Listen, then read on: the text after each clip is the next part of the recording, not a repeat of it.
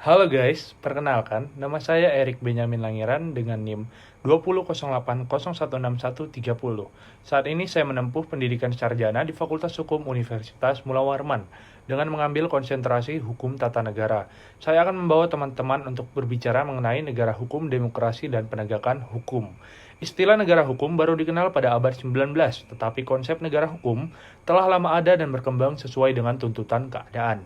Dimulai dari zaman Plato hingga kini, konsepsi negara hukum telah banyak mengalami perubahan yang mengilhami para filsuf dan para pakar hukum untuk merumuskan apa yang dimaksud dengan negara hukum dan hal-hal apa saja yang harus ada dalam konsep negara hukum. F.J. Stahl dengan konsep negara hukum formal menyusun unsur-unsur negara hukum adalah yang pertama, mengakui dan melindungi hak-hak asasi manusia. Yang kedua, untuk melindungi hak asasi tersebut, maka penyelenggaraan negara harus berdasarkan pada teori trias politika. Yang ketiga, dalam menjalankan tugasnya, pemerintah berdasar atas undang-undang atau wetmatik bestuur. Yang keempat, apabila dalam menjalankan tugasnya berdasarkan undang-undang, pemerintah masih melanggar hak asasi atau campur tangan pemerintah dalam kehidupan pribadi seseorang, maka ada pengadilan administrasi yang akan menyelesaikannya. Menurut Sri Sumantri, yang terpenting dalam negara hukum yaitu, yang pertama, bahwa pemerintahan dalam menjalankan tugas dan kewajibannya harus berdasarkan hukum atau peraturan perundang-undangan. Yang kedua, adanya jaminan terhadap hak-hak asasi manusia atau warganya. Yang ketiga, adanya pembagian kekuasaan dalam negara.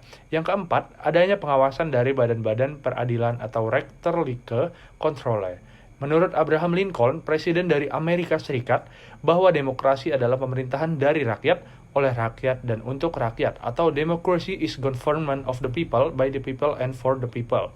Bagi negara demokrasi dikenal demokrasi langsung dan demokrasi tidak langsung. Dalam demokrasi langsung, artinya rakyat ikut serta langsung dalam menentukan polisi pemerintah.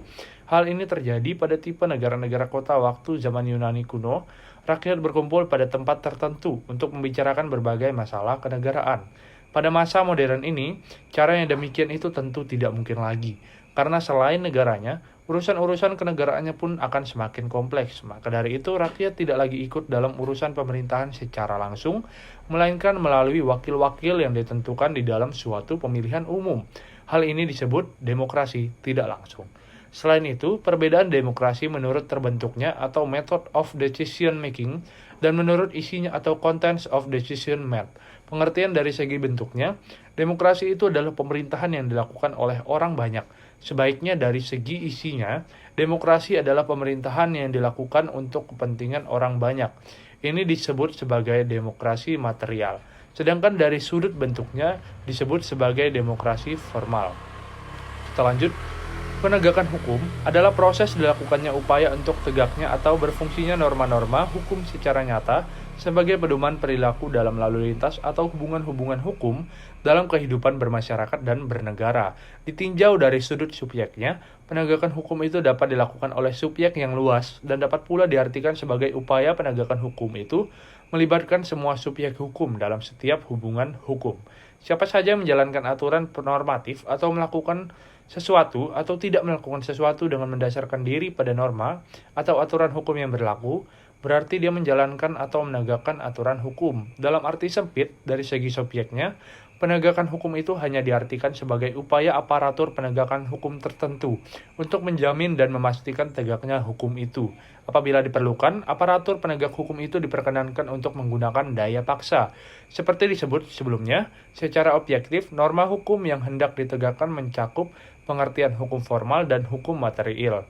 Hukum formal hanya bersangkutan dengan peraturan perundang-undangan yang tertulis, sedangkan hukum material mencakup pula pengertian nilai-nilai keadilan yang hidup dalam masyarakat. Dalam bahasa yang tersendiri, kadang-kadang orang membedakan antara pengertian penegakan hukum dengan penegakan keadilan. Penegakan hukum dapat dikaitkan dengan pengertian law enforcement dalam arti sempit, sedangkan penegakan hukum dalam arti hukum material diistilahkan dengan penegakan keadilan. Dalam bahasa Inggris juga terkadang dibedakan antara konsepsi court of law dalam arti pengadilan hukum dan court of justice atau pengadilan keadilan. Bahkan dengan semangat yang sama pula, Mahkamah Agung di Amerika Serikat disebut dengan istilah Supreme Court of Justice. Aparatur penegak hukum mencakup pengertian mengenai institusi penegak hukum dan aparat atau orangnya dalam penegak hukum. Dalam arti sempit, aparatur penegak hukum yang terlibat tegaknya hukum itu, dimulai dari saksi, polisi, penasihat hukum, jaksa, hakim, petugas sipir, pemasyarakatan.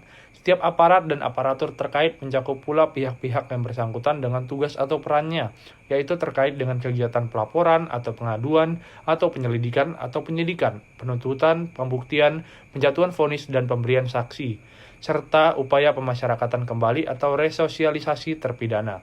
Dalam proses bekerjanya, aparatur penegak hukum itu terdapat 3 elemen penting yang mempengaruhi, yaitu yang pertama, institusi penegak hukum beserta berbagai perangkat sarana dan prasarana pendukung dan mekanisme kerja kelembagaannya. Yang kedua, ada budaya kerja yang terkait dengan aparatnya termasuk mengenai kesejahteraan aparatnya.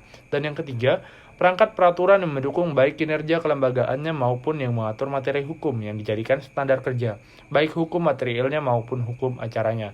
Upaya penegakan hukum secara sistematik haruslah memperhatikan ketiga aspek itu secara simultan, sehingga proses penegakan hukum dan keadilan itu sendiri secara internal dapat diwujudkan secara nyata. Sekian, terima kasih. Kita sudah berbicara tentang negara hukum dan demokrasi, serta penegakan hukum dan apa yang akan ditegakkan di dalam aparatur penegak hukum. Terima kasih atas perhatian teman-teman semua. Mohon kurang dan lebihnya dimaafkan. Assalamualaikum warahmatullahi wabarakatuh. Saya pamit undur diri. Shalom.